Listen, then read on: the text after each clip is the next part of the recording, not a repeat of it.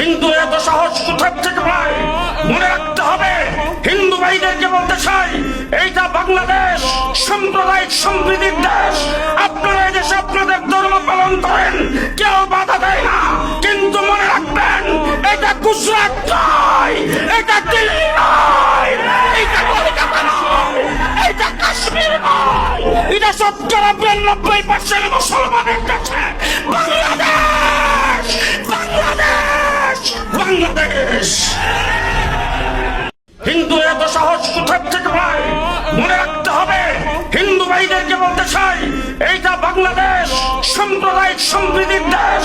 আপনারা এই দেশে আপনাদের ধর্ম পালন করেন, কেউ বাধা দেয় না, কিন্তু মনে রাখবেন এটা গুজরাট নয়, এটা দিল্লি নয়, এটা কলকাতা নয়, এটা কাশ্মীর নয়, এটা ৯৯% মুসলমানের কাছে